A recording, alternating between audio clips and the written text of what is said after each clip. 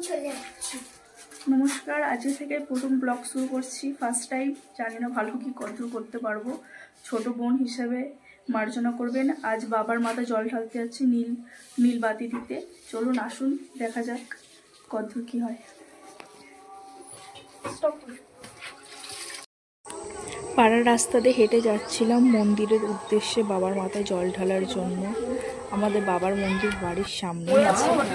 চলে এসেছি বাবার মন্দিরে জল ঢালা হয়ে গেছে এবারে সবাই এক এক করে বার হয়ে যাচ্ছি এবং প্রচুর মানুষ তো ভিড় হয় বাবার মন্দিরে জল ঢালতে আসে পাড়ার সমস্ত মানুষ বাবার মন্দিরে জল ঢালতে আসেন বাড়ির কাছে বাড়িতে গিয়ে আমাদের ঘরের মন্দিরে ঠাকুরের জল দিলাম আমাদের প্রতিষ্ঠিত শিবলিঙ্গ আছে ঠাকুর মশাই এসে প্রতিষ্ঠান করে গিয়েছিলেন সেই ঘরের ঠাকুরকে জল ঢেলে তারপরে সব কিছু রেডি করে আবার রওনা দেবো আর একটা বড় কাছারি আছে বাড়ির কাছেই সেই বাবার বড় কাছারিতে যাব জল দিতে এখানে ঠাকুরকে একটু ফুল দিলাম আমার শাশুড়ি মাই পুজো করেছিল সকালবেলায় আমি একটু আবার জল টল দিয়ে আবার বাবার মন্দিরে যাব তাই জন্য সমস্ত কিছু গুছিয়ে নিচ্ছি দুধ গঙ্গা জল ঘি তারপর হচ্ছে যে কালো তিল যা যা লাগে আসলে বুঝেছেন চাল আতপ চাল চিনি মিজরি এবার আমার মার মন্দিরে চলে এসেছি এটা আশ্রম একটা হচ্ছে শ্মশান কালী মা আমাদের বাড়ি থেকে মিনিমাম 10 মিনিট 15 মিনিট হাঁটা রাস্তা শ্মশান কালী মার মন্দির এখানে রয়েছে বাবার মন্দির আছে বাবার ওখানে জল ঢালে ছোটো বড় কাছারি বলা হয় সেই মন্দিরে একটু প্রণাম করছিলাম দর্শন করছিলাম ঠাকুর আছে বিভিন্ন ধরনের সেখানে মার মন্দির একটু বসে সময় কাটাচ্ছিলাম মনটা অনেকটা শান্তি পাচ্ছিল মার মন্দিরে আমার ছেলে এসেছে এবারে ছেলে মন্দিরে দেখুন ঠাকুরগুলো বহু বছর আমার ছেলে এসেছে অত তাড়াতাড়ি করে নাকি খুব সবসময় ছুটপুটি করে তাড়াহুড়ো করে স্থির নেই খুব শান্ত নয় যাই হোক আমার ছেলে ঠাকুর খুব মহাদেবের বড় ভক্ত মহাদেবের ভক্ত আমি একটু চারপাশটা বাবার মধ্যে আশেপাশে সবাই দেখছিল বলে একটু লজ্জাবোধ করছিলাম যাই হোক এবার এখান থেকে বার হয়ে যাচ্ছে মন্দিরটা দেখুন চারিপাশটায় কি সুন্দর পরিবেশ আর এখানটায় অনুষ্ঠান হবে এই কয়েকদিন এই চৈত্র মাসের শেষের দিকে নীল ষষ্ঠীর পর থেকে নীল ষষ্ঠীর আগে থেকে এখানে শুরু হয়ে যায় অনুষ্ঠান একটা হরিনাম আছে নাম সংকীর্তন আছে ভাগবত পাঠ আছে সেইগুলোর জন্য এখানে সমস্ত কিছু আয়োজন করা হয়েছে বাবার মন্দির থেকে বার হয়ে যাচ্ছে বাড়ির দিকে দেখতে লেখা আছে শ্রী শ্মশানকালী আশ্রম এটা হলো শ্মশান আগে ছিল এটা আমার শাশুড়ির কাছ থেকে জানতে পেরেছি এটা আগে একটা শ্মশান ছিল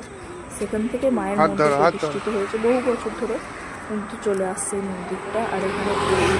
হয় প্রতিটি বছর আমরা আসি দেখুন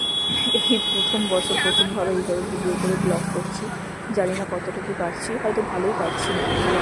কিছুও ধরতে পারছি না ফার্স্ট টাইম বুঝতে পারছেন যাই আপনার আমার ছেলে করে দিয়ে সরি এটা আগের ক্লিপটা যেমন লাস্টে তো হয়ে গেছে আমার ছেলে এই রাধা গোবিন্দ মন্দিরে প্রণাম করছে বসো না বসে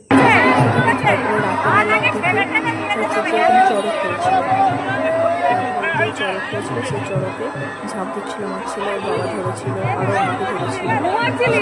তারা সবসময় ছটপট করে এখানে স্থির নেই এখান থেকে বার হয়ে যাচ্ছে আরও সবাই লাইন দিয়েছে বাচ্চারা ঝাঁপ কাটার জন্য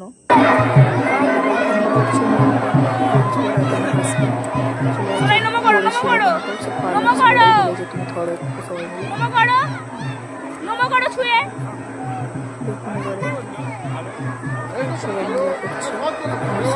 করছে এই শিব মন্দিরের কাছে যাচ্ছে ঘন্টা নাড়াতে বাবার মন্দিরে সবসময় ঘন্টা স্থির থাকে না সবসময় ছটফট করে যন্ত্র প্রতি মানুষ এসেছে পাড়ায় আরও ভিড় হয় এবছর তবুতে কম ভিড় হয়েছে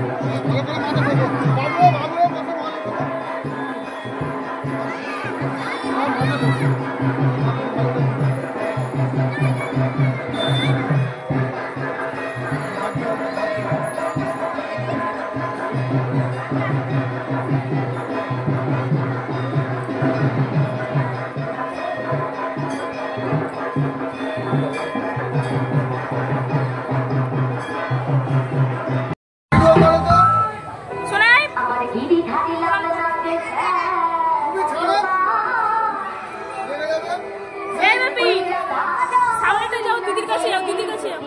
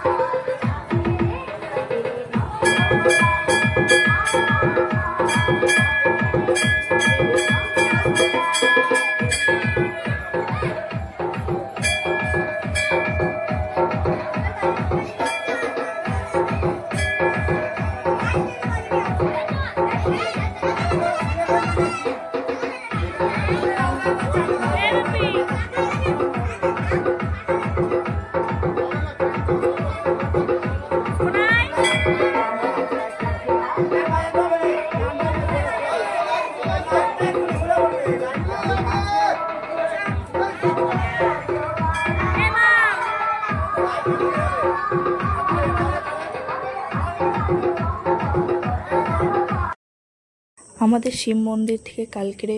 জয়রামপুরের উদ্দেশ্যে বাবা আর মা পার্বতী আর বাবা মহাদেবকে নিয়ে যাওয়া হয়েছিল সেই ঠাকুর আর আমার ছেলের ঠাকুরের সাথে ফটো তোলার কিছু মুহূর্ত।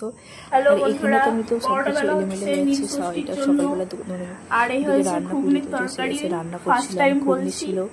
হলুদ ছাড়া নীল পুজোর দিন আমরা হলুদ তার সাথে পরোটা ছিল। আর এদিকে আমি পরোটা ভাজছি। আর দেখতে পাচ্ছেন যে অনেকটা ময়দা, আমরা ছোট সংসার 4 জনের মানুষ, কিন্তু ময়দাটা একটু বেশি করেই